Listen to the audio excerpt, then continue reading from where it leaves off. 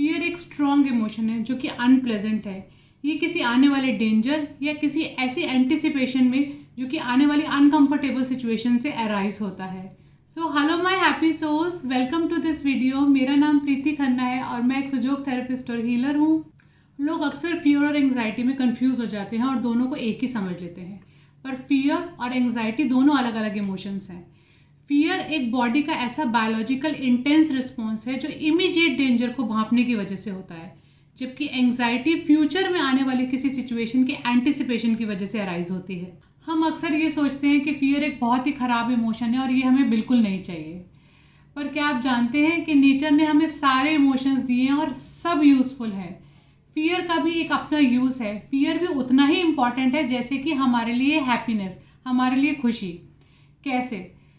Fear अगर नहीं होगा, फियर का इमोशन अगर हमारे अंदर प्रेजेंट नहीं होगा तो हम किसी भी खतरे को भांप नहीं पाएंगे और जैसे तैसे उसको फेस करने लग जाएंगे और उसके फिर कॉन्सिक्वेंसेस भी साथ में फेस करेंगे। जैसे कि अगर कहीं आग लगी है और हमें फियर है अंदर से कि आग में हाथ डालने से हमारा हाथ जल सकता है और हमें प्रॉब्लम आ सकती है, तो हम उसमें हाथ नहीं डालते। पर अगर फियर ही प्रेजेंट नहीं होगा तो हम सोचेंगे नहीं और हम आग में हाथ डाल देंगे। कहीं गहरे पानी में कूदने से पहले भी हम नहीं सोचेंगे। किसी जंगली जानवर के सामने आ जाने से पहले भी हमारा कोई रिएक्शन नहीं होगा और सीधा हम बिंदास उसको फेस करने चले जाएंगे। तो ये एक नेचर का डिफेंस मैकेनिज्म है जो कि बहुत इंपॉर्टेंट है, जो कि आपको खतरे से बचाता है, डेंजर से बचाता है। सारे इमोशन बैलेंस्ड वे में ही अच्छे लगते हैं, चाहे वो हैप्पीनेस हो, फियर हो, एंग्जाइटी हो, सैडनेस हो। ये सारे के सारे इमोशंस हमको कंप्लीट करते हैं। पर जहाँ ये ऑफ बैलेंस होते हैं, जहाँ इनका बैलेंस बिगड़ता है, वहाँ हमें ट्रीटमेंट की ज़रूरत है। तो फियर का भी ऐसे ही है। फियर अगर एक हद से ज़्यादा आगे बढ़ जाए और आप अपना कोई टास्क परफॉर्म ही ना कर पाए तो ये बैलेंस्ड वे में नहीं है। ये अपनी एक लाइन को पार कर चुका है, ये ऊपर हो चुका है। इस जगह पर आपको फियर को ट्रीट करने की ज़रूरत है। जैसे कि मेरा इंटरव्यू है तो मेरे अंदर फियर है इंटरव्यू देने का। पता नहीं कैसे क्वेश्चंस पूछे जाएंगे या फिर मैं ठीक से परफॉर्म कर पाऊंगी कि नहीं कर पाऊंगी। इस फियर को अगर मैंने कंस्ट्रक्टिव वे में अपनाया तो मैं उस फियर के अगेंस्ट उस चीज़ की प्रिपरेशन करूंगी और चेकलिस्ट बनाऊंगी, देखूंगी कि मैंने सारे पॉइंट्स ठीक से कवर किए हैं या नहीं किए हैं, या मेरी तैयारी पूरी है कि नहीं। पर अगर ये फियर बैलेंस्ड वे में नहीं है और ये काफ़ी ऊपर निकल चुका है तो इस जगह पे मैं इंटरव्यू देने ही नहीं जाऊंगी। मुझे इतना डर लगेगा, मुझे पैल्पिटेशन शुरू हो जाएगी, मुझे स्वेटिंग शुरू हो जाएगी और मैं उस आने वाली अपॉर्चुनिटी को भी अपने हाथ से खो दूंगी। इस जगह पर ये फियर बैलेंस्ड नहीं है। यहाँ पर हमें इसको ट्रीट करने की ज़रूरत है।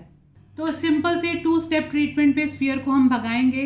पर उससे पहले आप क्या करेंगे? अगर आप चैनल पे नए हैं तो चैनल को सब्सक्राइब करेंगे जिससे कि आने वाले वीडियोस आपके मिस ना हो, और इस वीडियो को दूसरे लोगों के साथ शेयर करेंगे। भाई फियर सिर्फ हमें ही थोड़ी होता है, और भी बहुत सारे लोग हैं जो इस चीज़ से बहुत परेशान हैं। तो वीडियो को शेयर करेंगे, तो अगर अच्छी लगेगी तो वीडियो को लाइक भी करेंगे। तो चलिए आइए ट्रीटमेंट की तरफ चलते हैं। तो सबसे पहले तो हमें एक ब्लू कलर का स्केच पेन चाहिए। ये डार्क ब्लू कलर का स्केच पेन है, परमानेंट मार्कर नहीं है। तो आपके पास कोई भी डार्क ब्लू स्केच पेन हो उसको हम यूज़ कर सकते हैं। लेफ़्ट या राइट दोनों हाथों में से किसी एक हाथ को हमें चूज़ करना है। उसकी इंडेक्स फिंगर लेनी है, इंडेक्स फिंगर के अपर जॉइंट पे वर्क करना है। अपर जॉइंट के ऑल अराउंड द जॉइंट हम यहाँ पर ब्लू कलर लगाएंगे। मैं आपको लगा कर दिखाती हूँ। इस तरीके से फिंगर के तीनों जॉइंट्स में से अपर जॉइंट हम लेंगे और अपर जॉइंट के आसपास ऑल अराउंड द जॉइंट हम इस ब्लू कलर को लगाएंगे। ये देखिए, इस तरीके से। इस कलर को हमें सिर्फ 2 घंटे रखना है और 2 घंटे के बाद इस कलर को वॉश करना है। जब भी आपको डर लगे या ऐसी कोई सिचुएशन आने वाली है जब आपको लगे कि आप अपना फियर कंट्रोल नहीं कर पाएंगे, तो इस कलर को इस तरीके से अप्लाई करिए, बट मेक श्योर करिए कि आप 2 घंटे के बाद इस कलर को हटा दें।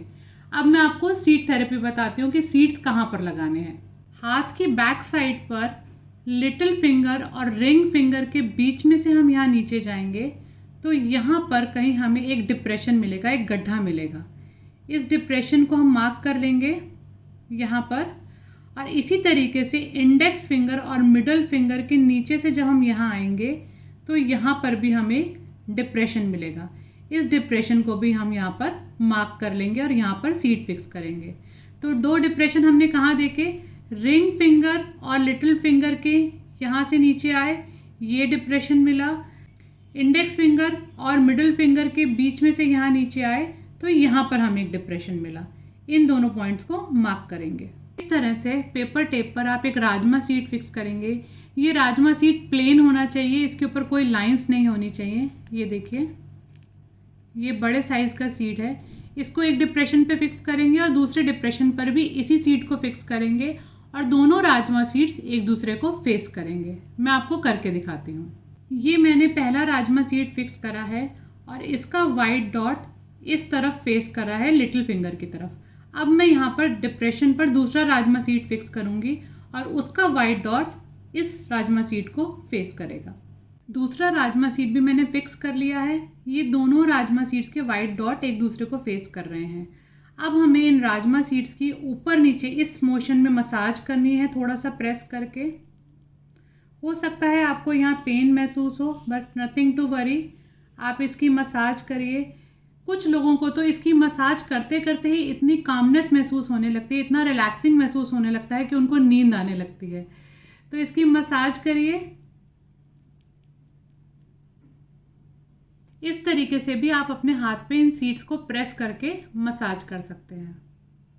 टाइम टू टाइम आपने इन सीड्स की मसाज करनी है। इन सीड्स को गीला नहीं करना है। मिनिमम 6 आवर्स और मैक्सिमम 12 आवर्स अपने हाथ पे इन सीड्स को रखना है। आप 6 से 12 घंटे के बीच में भी इन सीड्स को निकाल सकते हैं। और ये कलर मैंने आपको बताया, सिर्फ 2 घंटे अपने हाथ पर रखना है।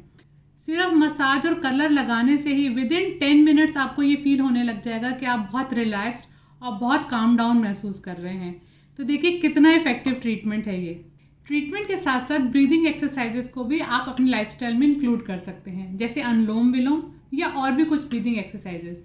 ये आपको डे टू डे लाइफ में इमोशंस को बैलेंस आउट करने में मदद करेंगे और आप रिलैक्स्ड रहेंगे। तो देखा कितना आसान था ना ये ट्रीटमेंट। आप जल्दी से इसको थम्स अप दीजिए और आप मुझे इंस्टाग्राम पे भी फॉलो कर सकते हैं @sujok_therapist_प्रीति। तो मैं जल्दी मिलती हूँ एक नए वीडियो में।